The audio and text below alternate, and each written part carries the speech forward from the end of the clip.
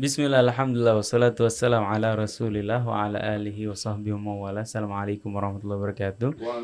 Karena akhwat yang dirahmati Allah subhanahu wa ta'ala, alhamdulillah kembali lagi bersama kami di acara Renungan di Bawah Naungan Al-Quran bersama Al-Fagir Isa Al-Kaf, ada Ondi, ada Ustadz Hasan Sadli menemani di sini. Alhamdulillah, Masya Allah, ada Adinda ya, Madinah, Masya Allah, Alhamdulillah semuanya membersamai kita di studio. Dan Alhamdulillah guru-guru kita, ikhwan akhwat, sudah membersamai kita. Ada Ustadz Husin bin Hamid Al-Atas. Assalamualaikum Ustadz. Mungkin sehat selalu Ustadz. Ada Ustadz Hamzah bin Atas Al-Atas. Assalamualaikum Ustadz. Waalaikumsalam warahmatullahi wabarakatuh.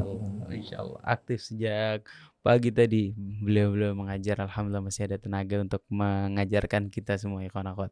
Alhamdulillah, insya Allah hari ini ikhwan akhwat kita akan membahas tentang mengkhianati amanah. Karena tiap kita punya amanah dari Allah Subhanahu wa taala, punya amanah juga dari orang lain, dan hari ini kita akan membahas agar menyadarkan kita untuk bisa menjaga amanah yang diberikan kepada kita. Namun sebelum itu, ikhwan, alangkah baiknya kita buka dengan baca Ummul Quran surat Al-Fatihah. Tafadhal Ustaz.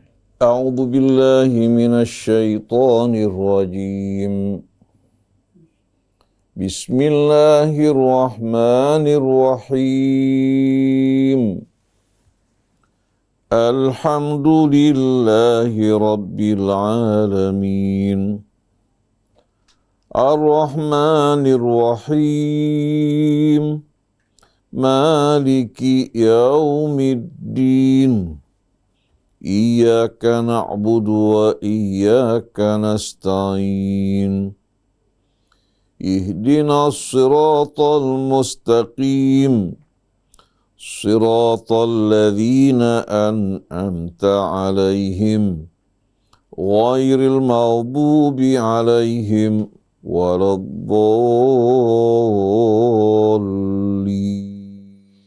Amin amin ya rabbal alamin. Allahumma arhamna bil Quran. Ikhwan akhwat, sekali lagi kita akan membahas tentang bab mengkhianati amanat yang Allah Subhanahu wa taala jelaskan, jabarkan di dalam Al-Quran. Tanpa berpanjang kata, ikhwan akhwat, mari sama-sama kita dengarkan penjabaran dari Ustaz Husin bin Hamid Al-Attas. Tafadhal Ustaz. A'udzu billahi minasy syaithanir rajim. Bismillahirrahmanirrahim. Alhamdulillahi rabbil alamin. Hamdan katsiran tayyiban mubarakan fi kama yuhibbu rabbuna wa yarda. Allahumma salli ala sayyidina Muhammad wa ala ali sayyidina Muhammad. Assalamu alayka ya Rasulullah. Assalamu alayna wa ala ibadillahis salihin. Wassalamu alaikum ayyuhal ikhwatul mu'minun wal akhwatul mu'minat wa rahmatullahi wa barakatuh. Allahumma atina min indika rahmah wa allimna min ladunka ilman nafi'a wa wafqana bima 'allamtana. Alhamdulillah, pagi hari ini kita bersama Ustadz Hamzah, Ustadz Isa bin Ahmad Taufik, juga tamu kita Al-Ustadz Abul Hasan Asy-Syadzili, Ondi, Ateb, Algi, dan seluruh keluarga besar Radio Silaturahim. Begitu juga putri kita yang sedang magang ini. Semoga Allah Subhanahu wa ta'ala ampuni dosa kesalahan kita, sempurnakan nikmatnya di dunia maupun di hari akhir. Allah Subhanahu wa ta'ala sempurnakan kesehatan kita, jadikan kita orang-orang yang bersyukur, bertakwa kepada Allah Subhanahu wa ta'ala, dan orang-orang yang betul-betul menjaga amanat yang Allah amanatkan kepada kita dan menunaikannya, melaksanakannya dengan sebaik-baiknya. Ikhwan akhwat yang dirahmati Allah, kalau kita berbicara mengenai amanat, sesungguhnya amanat ini betul-betul berhubungan erat dengan kehidupan kita. Karena kehidupan kita di dunia ini berstatus amanat. Allah Subhanahu wa ta'ala ciptakan kita tanpa ada kebutuhan sedikit pun pada kita. berikan kita akal, turunkan Al-Quran, utus Rasulnya, dan anugerahkan bagi kita nikmat al-bayan. Lalu Allah tempatkan kita di muka bumi sebagai khalifah. Kata khalifah ini adalah sebuah kata yang menunjukkan seorang yang diberikan amanat. Jadi Allah tabaraka wa ta'ala istakhlafana fi hadhil ard. Allah menjadikan kita khalifahnya. Allah subhanahu wa ta'ala kala akan meminta pertanggungjawaban atas kita di hari kemudian nanti atas apa yang kita lakukan dalam kehidupan ini. Apakah sejalan dengan keridhaan Allah atau tidak sejalan? Hari kemudian nanti kita akan menerima balasan sesuai dengan pilihan dan perbuatan kita. Dan Allah ingatkan pada surat Al-Ahzab ayat 72 bahwa Allah subhanahu wa ta'ala sebelum menyerahkan amanat ini atau kehidupan yang berstatus amanat ini kepada manusia, Allah pernah tawarkan pada langit, gunung, bumi. Ya. Tidak ada satupun dari mereka yang mau menerima. Semuanya takut, gentar, kalau mereka tidak dapat betul-betul menjaga dan menunaikan amanat dengan sebaik-baiknya. Inna aradna al-amanata ala samawati wal ardi wal jibal fa abaina an yahmilnaha wa ashfaqna minha wa hamalaha al-insan innahu kana zaluman jahula. Jadi kami pernah menawarkan amanat kepada langit, bumi, dan gunung. Semuanya menolak untuk menerima kehidupan berstatus amanat. Mereka khawatir dan takut. Tapi ternyata manusia, bahkan sebelum ditawarkan, mereka menawarkan dirinya untuk menerima amanat. Dan kita lihat ya, fenomena ini begitu nampak. Ya. Pada saat orang berlomba-lomba mencalonkan dirinya untuk menjadi wakil rakyat, ya, untuk menjadi calon gubernur, wali kota, capres maupun cawapres. Mereka tidak lagi menghiraukan apakah mereka mampu untuk melaksanakan amanat atau tidak. Ya. Karena yang terfikir dalam benak mereka bagaimana mempergunakan kekuasaan yang mereka pegang untuk apa? Untuk kesenangan diri mereka, keuntungan diri mereka. Ini yang kita saksikan dalam kehidupan berbangsa bernegara kita pada saat ini. Kemudian Allah subhanahu wa ta'ala terangkan manusia ini secara umum di saat diberikan amanat, kebanyakan dari mereka berkhianat. Bukan hanya sekedar berkhianat, mereka melakukan perbuatan khianat, tapi merasa diri mereka orang yang paling adil. Ini merupakan perangkap syaitan yang amat mengerikan. Jadi wahamalah hal insan, ternyata manusia yang siap menerima kehidupan berstatus amanat, innahu kana zaluman. Allah tidak mengatakan innahu kana zaliman jahila. Karena kalau seorang zalim, ya, dia menyadari bahwa dirinya berbuat aniaya. Tapi kalau seorang zalim, orang-orang yang benar-benar sangat zalim, tapi dia beranggapan bahwa dirinya apa? Orang yang tidak melakukan kezaliman, bahkan melakukan perbaikan.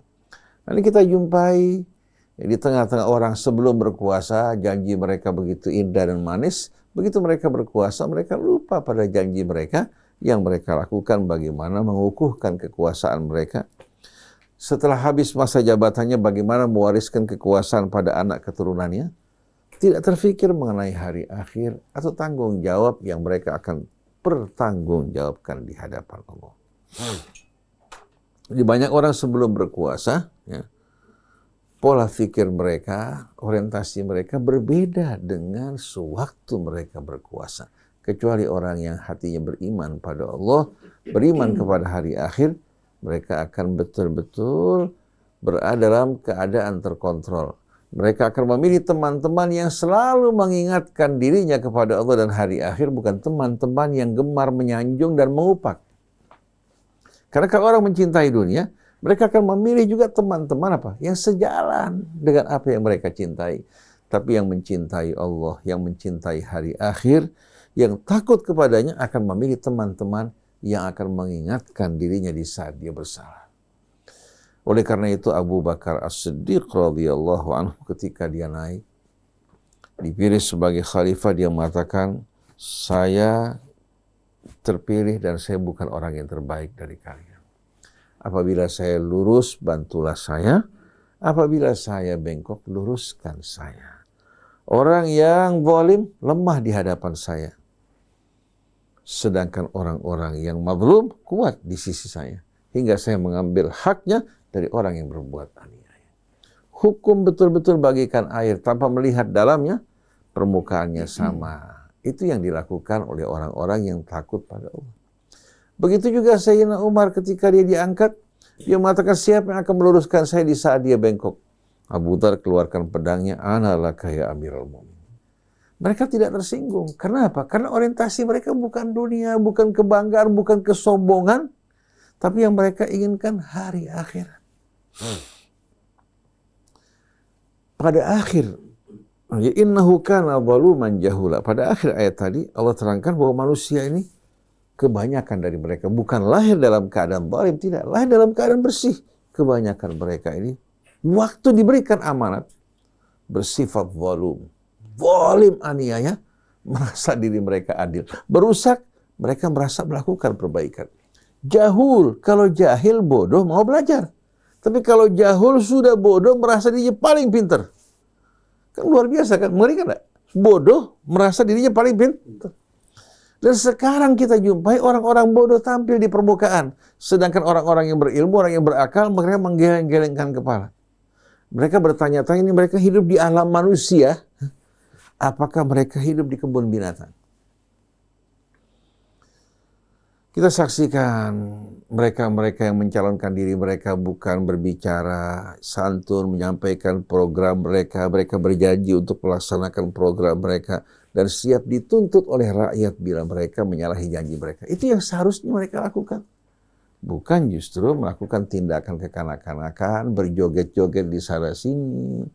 Kemudian para pendengarnya menyaksikan mereka yang sedang menyampaikan program mereka seolah-olah yang di atas panggung merupakan ayam aduan.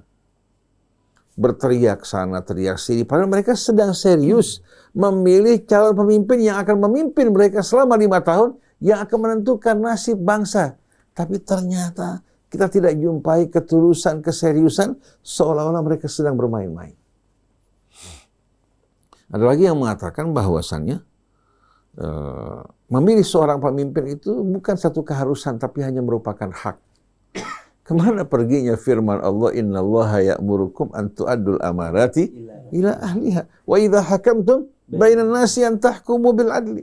Sungguh Allah memerintahkan kalian untuk menunaikan, menyerahkan amanat pada ahlinya. Kalau seorang memilih seorang calon pemimpin yang dia tahu ini orang ini berkhianat, berarti dia tidak melaksanakan amanat. Wa idza hakamtum bainan nasi an tahkumu bil adli. Kalau kalian memerintah di antara manusia, perintahlah dan hukumlah dengan penuh keadilan. Allah mengatakan innallaha ya'muru bil adli wal ihsan. Nah, kalau yang kita pilih orang-orang yang berkhianat, yang tidak cakap untuk menerima jabatan dan tanggung jawab, bagaimana mungkin mereka akan menegakkan keadilan? Oleh karena itu, siapa yang memilih seseorang yang dia tahu tidak layak, tidak mampu untuk mengemban amanat, maka setiap kerusakan yang dilakukan orang tersebut, dia akan bertanggung jawab di hadapan Allah Subhanahu wa Ta'ala. Pada akhir suratul Hasyr, Allah Subhanahu wa Ta'ala memberikan satu perumpamaan. Lau anzalna hadzal Qur'an ala jabalin la ra'aitahu khashi'an mutasaddian min khasyatillah. Kalau seandainya Al-Qur'an ini yang merupakan pedoman hidup yang Allah turunkan bagi umat manusia, bukan diturunkan pada manusia, tapi Allah turunkan pedoman hidup ini kepada gunung. Gunung yang menggantikan manusia menerima amanat ini.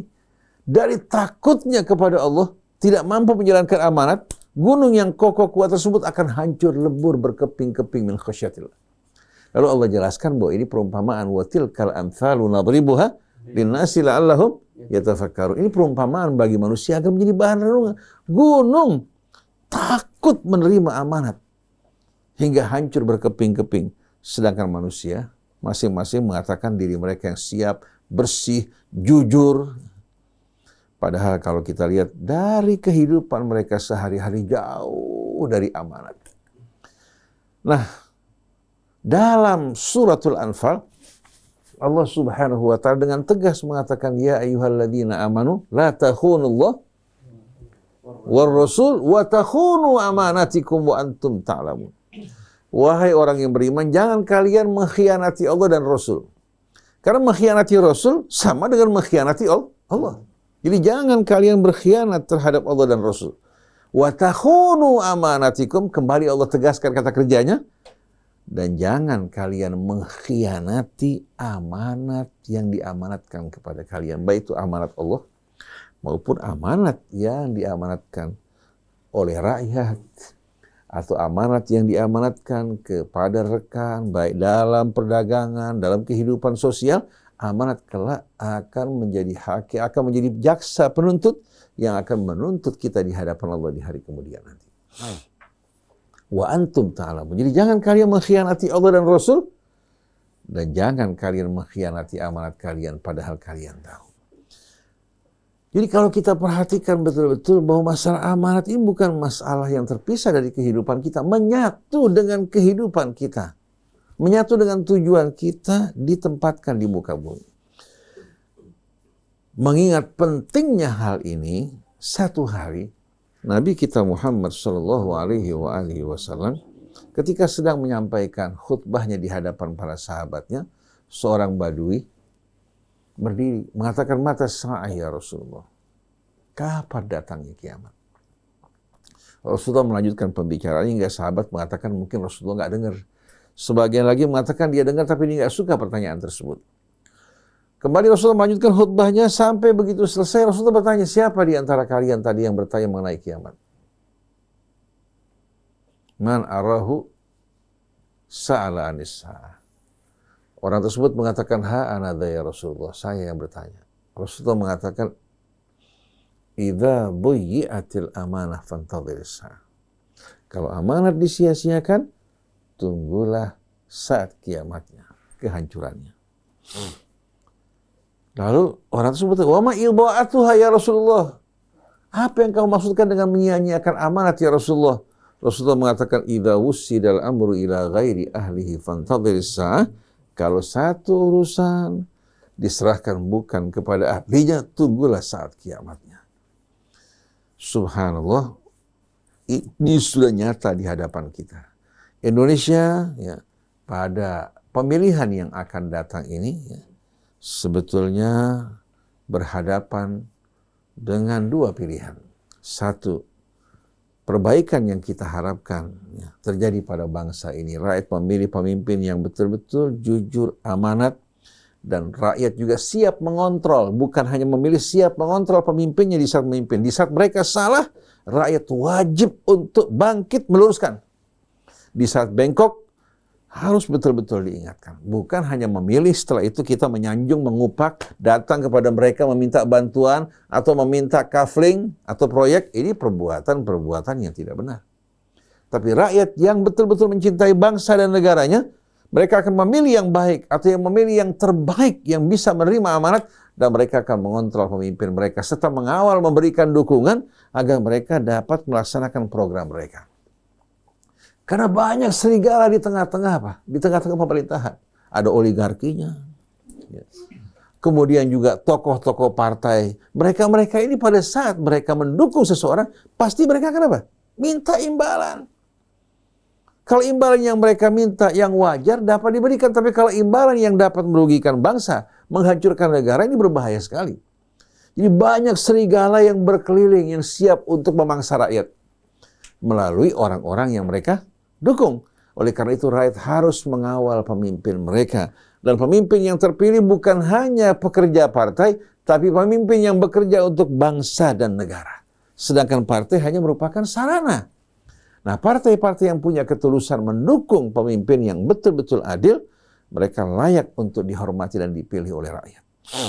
Jadi dalam hal ini, kalau kita ingin bangkit dan ingin maju, terhindar dari bencana yang amat mengerikan bagi bangsa kita ini, pilih pemimpin yang baik, pemimpin yang jujur. Dan hendaklah kalian, wahai bangsa Indonesia, wahai rakyat, kawal pemimpin kalian.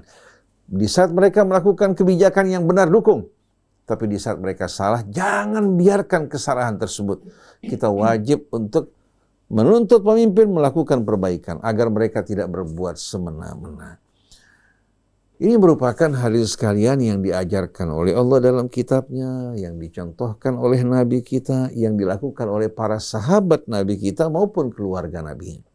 Oleh karena itu ketika anak atau putra Amr bin As melakukan kesalahan, langsung diikat, dibawa ke Madinah. Dan dikenakan hukuman. Sang ayah pun dihukum karena membiarkan anaknya berbuat kesalahan. Ini yang kita inginkan, bukan pemimpin-pemimpin yang berkhianat, ya, berkolaborasi dengan oligarkinya, atau dengan kepentingan-kepentingan asik yang membuat rakyat di negerinya bukan lagi menjadi tuan, bukan lagi menjadi pribumi, tapi menjadi budak-budak, ya, menjadi alat-alat. Kebijakan yang dibuat bukan berpihak pada rakyat, tapi kebijakan yang dibuat berpihak kepada kepentingan mereka. Nah, sebagai penutup dari apa yang saya sampaikan ini, saya ingatkan kepada para alim ulama, para ustadz, para tokoh masyarakat, berikan edukasi yang baik buat rakyat. Jangan kalian menjadikan diri kalian sebagai alat yang digunakan oleh para pejabat atau para calon pemimpin. Selesai permainan kalian akan disingkirkan dan dibuang. Seperti bola yang dikejar pada saat permainan, selesai permainan bola tersebut dimasukkan ke dalam keranjang. Dan hendaknya jangan terima dana-dana yang diberikan oleh mereka. Karena kebanyakan dana tersebut dana yang haram, diambil dari hasil korupsi. Dari uang-uang yang tidak benar. Kalau Anda menerima, maka lidah Anda akan keluh dan tidak mampu untuk berbicara yang hak. Jadi para alim ulama, para ustadz, demikian pula untuk kepentingan sekolah Anda, pendidikan Anda, jangan sekali-kali Anda menerima pemberian-pemberian yang diberikan oleh calon-calon yang akan menjadi pemimpin. Biar betul-betul pemilihan dalam keadaan bersih, bukan lagi menggunakan politik uang, dan ulama yang seharusnya menyampaikan amanat Allah bukan lagi menjadi lisan mereka, menjadi trompet-trompet mereka. Tapi jadilah kalian betul-betul orang yang menegakkan keadilan, menyampaikan kesaksian kalian karena Allah Subhanahu wa taala.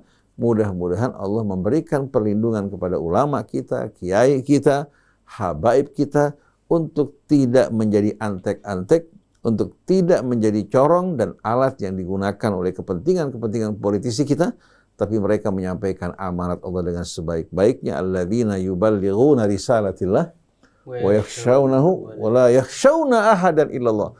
Itu mereka yang menyampaikan risalah Allah, mereka hanya takut pada Allah dan tidak takut kecuali hanya kepadanya. Ini yang kita harapkan mudah-mudahan. Wallahu a'lam. Insyaallah, jazakumullah khair Ustaz Husin atas penjabarannya. Berikutnya ikhwan akhwat, mari sama-sama kita dengarkan penjabaran dari Ustaz Hamzah bin Attas Al-Attas. Tafadhal Ustaz. Bismillahirrahmanirrahim. Alhamdulillahirabbil alamin. Allahumma shalli wa sallim ala sayyidina Muhammadin wa ala ali sayyidina Muhammad. Rabbana zidna ilma wa alhiqna bis salihin. Rabbana la tuzigh qulubana ba'da idh hadaytana wa hab lana min ladunka rahmah innaka antal wahhab. Rabbi shrah li sadri wa yassir li amri wa hlul 'uqdatam min lisani yafqahu qawli. Amma ba'd. Apa yang tadi sudah disampaikan oleh guru kita merupakan sesuatu hal yang sangat penting. Di mana kita ini semuanya manusia ini sesuai dengan apa yang Allah Subhanahu wa taala firmankan dalam surah Al-Ahzab tadi, mengemban amanah. Manusia adalah makhluk yang diberikan kebebasan, diberikan juga tanggung jawab. Dan pada kebebasan yang diberikan kepada manusia ini, mereka akan dimintai pertanggungjawaban oleh Allah Subhanahu wa taala.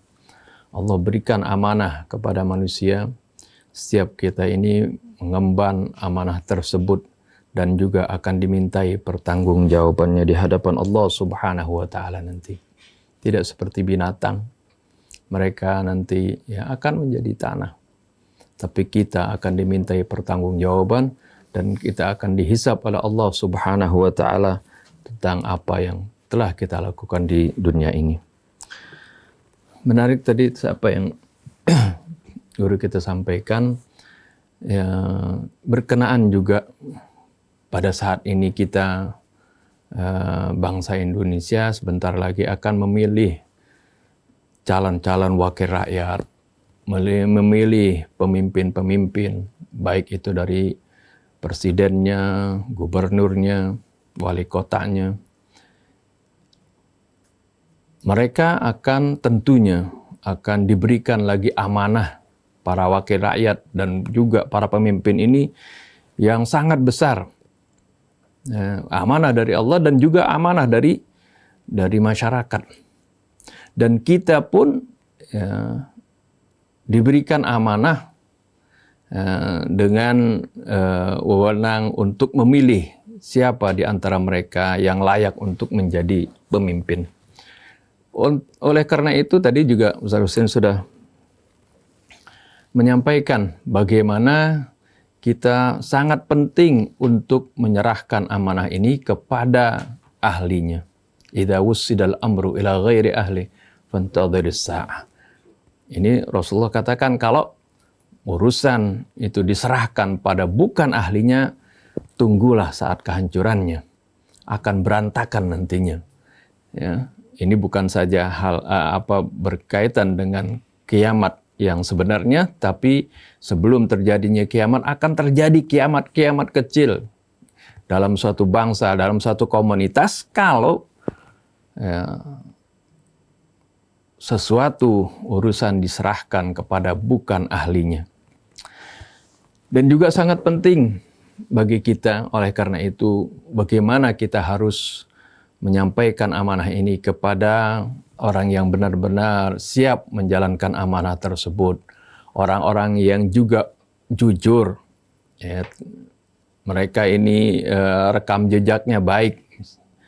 Orang yang kita tahu track recordnya baik, menjaga amanah, ya, memiliki keadilan, sayang kepada rakyatnya, sayang kepada bangsanya, ya, ingin memperbaiki kehidupan bangsa dengan sesungguhnya dan juga ya tidak mudah terpengaruh oleh godaan-godaan yang akan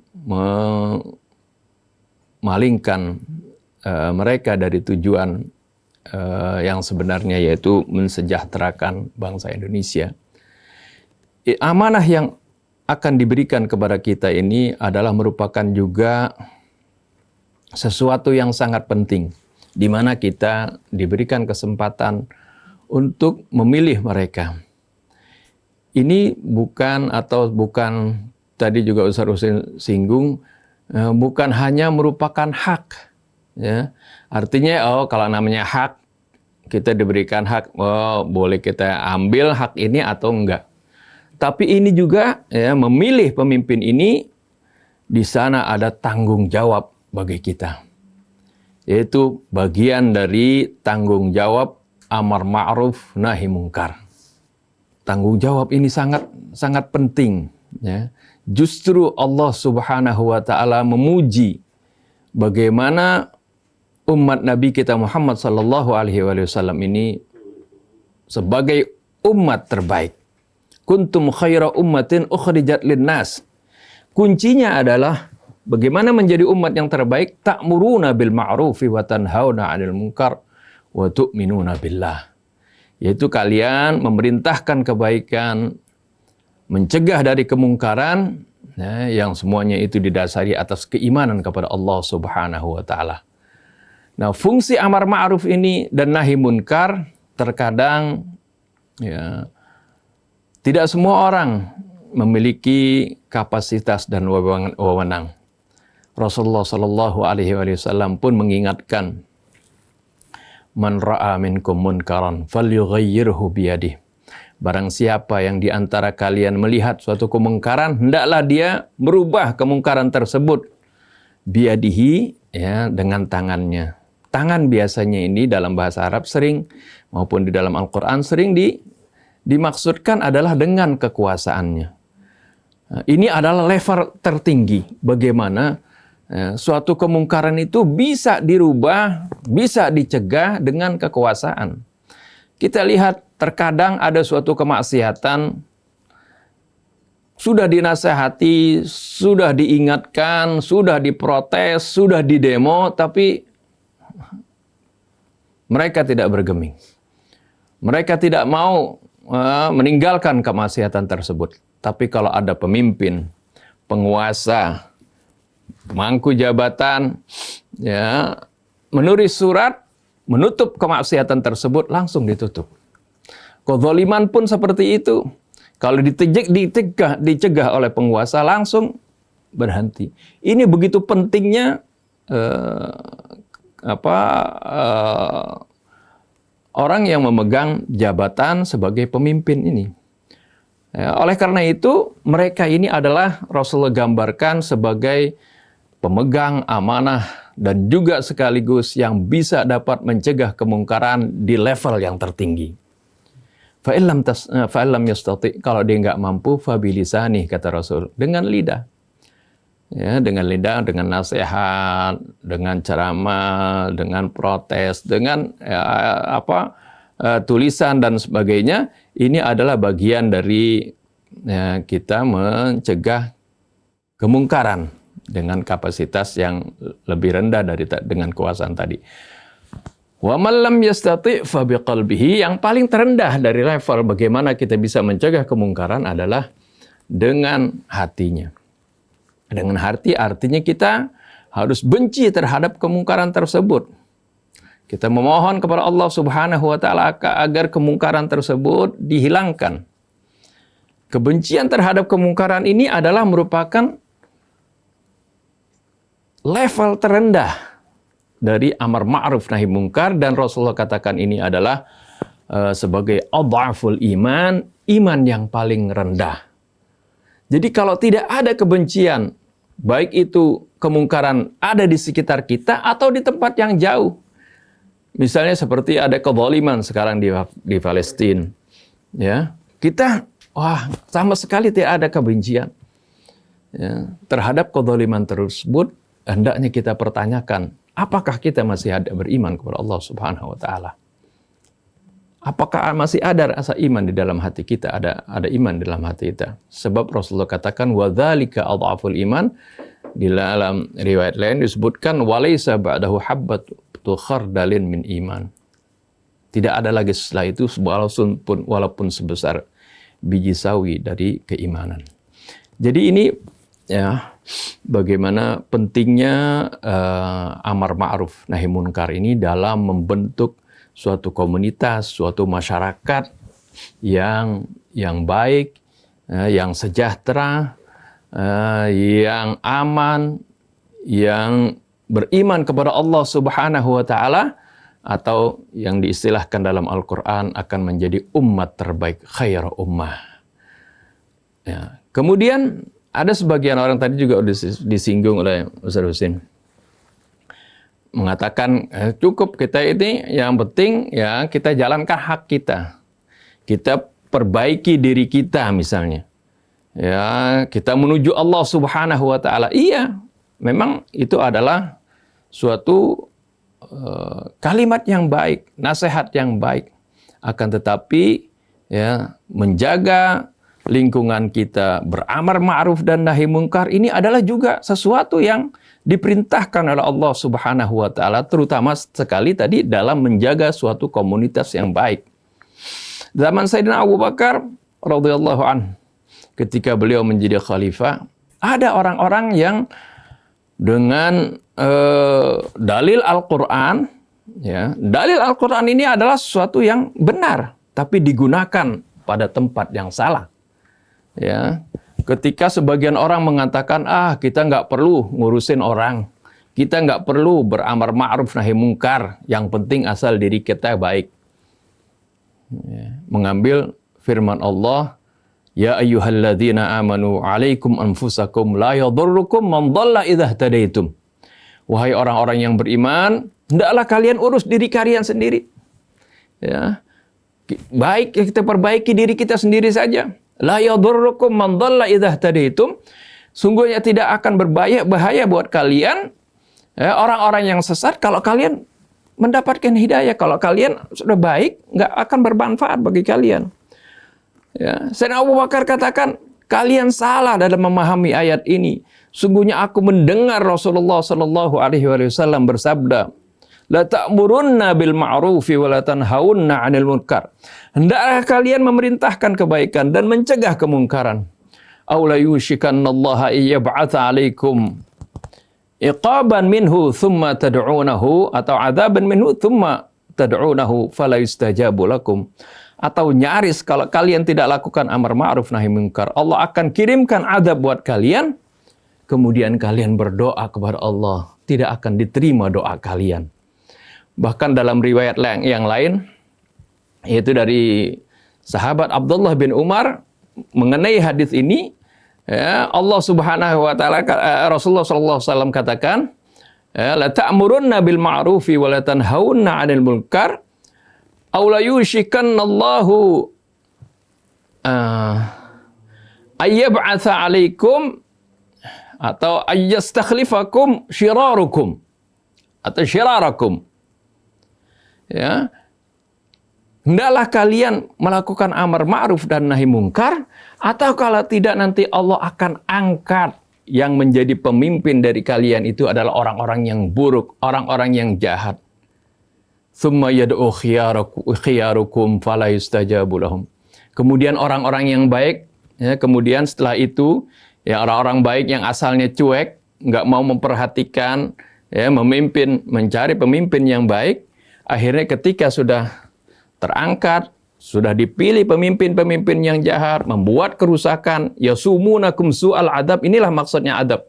Ya, bukan adab bencana, ya, tapi bagaimana kalau pemimpin yang buruk, ya, mereka akan merubah peraturan-peraturan yang menguntungkan, ya, misalnya orang-orang yang zalim, ya, menguntungkan oligarki yang akan menghisap kekayaan bangsa ini, yang sama sekali tidak memperhatikan rakyat. Ya, semua peraturan-peraturan nanti akan dirubah seperti itu, yang akan merasakan nanti yang tersiksa adalah, ya, rakyat. Kemudian orang-orang yang tadinya nggak mau memperhatikan hal ini, nggak melakukan amar ma'ruf nahi munkar, ya, mereka kemudian mau berdoa kepada Allah. Padahal kondisi sudah buruk, sudah menjadi azab buat mereka. Rasulullah katakan, fala yustajabu lahum, nggak akan diterima azabnya. Tidak akan diterima doa dari mereka. Kenapa? Karena, ya, bukankah doa itu setiap kita berdoa, ud'uni astajib lakum, ya, berdoalah kamu, mohonlah kepada aku, niscaya aku akan menerima doa kamu. Iya.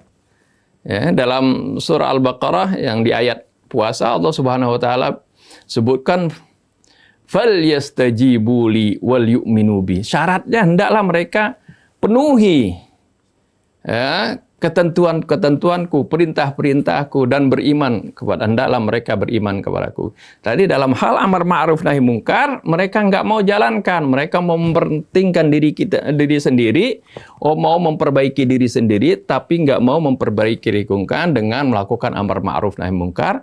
Akhirnya ketika turun azab tadi, maka mereka baru mau berdoa, maka tidak akan diterima doanya. Ini jadi betapa pentingnya melakukan amar ma'ruf, menjaga amanah, ya,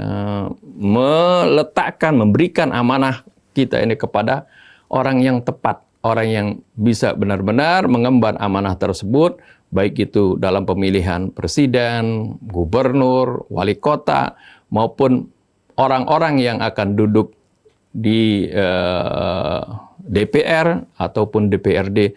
Hendaklah dipilih orang-orang yang baik, yang benar-benar bisa menjalankan amanah dari Allah ini dengan sebaik-baiknya, dijalankan dengan jujur, tanpa berkhianat, dengan keadilan, dengan rasa sayang kepada bangsa Indonesia-nya. Itulah pentingnya momen di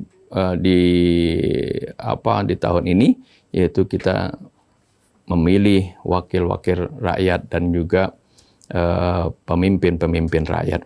Ini saja yang dapat saya sampaikan. Mudah-mudahan ini menjadi pengingat bagi kita supaya nanti pada saatnya kita memilih, benar-benar kita memilih dengan penuh tanggung jawab, karena ini bukan hanya menjalankan hak kita, tapi adalah memenuhi perintah Allah untuk memberikan amanah kepada ahlinya. Allah alam.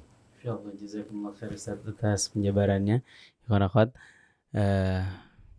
Sebentar lagi suara kita dipertanggungjawabkan agar kita menimbang baik-baik, karena Allah Subhanahu wa taala memerintahkan kita untuk memberikan amanat kepada ahlinya. Ustaz, ada yang ingin ditambahkan, Ustaz? Sekedar penutup, saya merasa dalam perjalanan hidup ini yang paling berat kita bersikap jujur dan menjaga amanah. Seorang di saat ingin bersikap jujur dan amanat, terkadang cobaannya rasa khawatir dirinya akan dirugikan, akan dipermalukan, atau dia merasa melalui khianat ini dia bisa meraup keuntungan yang cepat. Kemudian setelah itu dia berpikir untuk bertobat. Kan Allah Subhanahu wa taala Maha Pengampun lagi Maha Penyayang. Nah, logika semacam ini banyak dilakukan oleh para pejabat. Sebagai penutup, suatu hari Imam Ja'far As-Shadiq alaihi salam mendengar ada satu orang dermawan yang luar biasa, suka membantu sesama. Maka dia tertarik, orang-orang yang saleh ini tertarik sama orang yang saleh. Tapi sebelum dia mengetahui atau dekat dengan orang tersebut, dia ingin tahu dia dermawan, dari mana apa yang diberikan. Akhirnya satu hari selesai ini orang berkumpul membantu orang di sekelilingnya, dia turun, Imam Ja'far ikut di belakang mau tahu apa yang dilakukan. Ternyata orang ini mampir di pedagang roti yang sedang membakar rotinya. Orang ini langsung mengambil sebutir roti dimasukkan dalam kantongnya. Kemudian dia melanjutkan perjalanan lagi, berjumpa dengan seorang pedagang buah. Ketika sedang melayani orang, dia mengambil sebutir buah. Setelah itu dia melintas, menjumpai orang yang butuh, buah dan roti dari hasil curian tadi diberikan kepada orang tersebut. Sehabis dia melakukan ini, dia memuji Allah Subhanahu wa ta'ala. Dia memuji Allah.